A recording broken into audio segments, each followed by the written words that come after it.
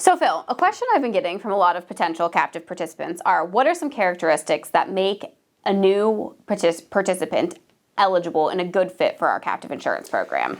Well, Gab, what you really ask is kind of like an unwritten rule, right? Right. You ask, what's the culture like of medTRANS? What is expected of the member? And really what I say is there's three things that is expected of members.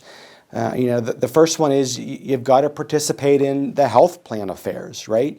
This health plan spend is probably your number 2 or number 3 most expensive line item, right? So if you're not willing to engage in that, then the captive isn't the right solution for you. Okay, so that makes sense, and I think that everybody who would want to participate could follow that logic. Yep.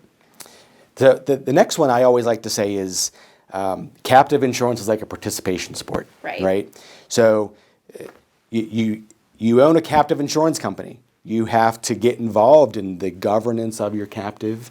You have to get involved in understanding what makes your captive work, right? Mm-hmm. You can't own a business unless you understand not so much the intricacies of how it operates, because ultimately you're hiring the captive manager, which is us, mm-hmm. for the day-to-day affairs, but the employer has to engage itself in not only the governance of your captive, but you're a participant in a risk pool with other captives. Yeah, right. Like as we say, starting a captive insurance company is starting a new business. So you have to be willing to participate in that new business for it to be successful. That's right. And I always like to say the third one is you're an entrepreneur at your own business, and likely your business is successful.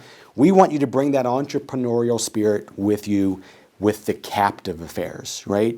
Because not only is your motivation gonna be for your captive to be profitable, right? But your peers want you to be profitable as well. Because if your captive isn't profitable, that means you may be affecting other people in the risk pool. So your peers want you to be profitable with your captive as well.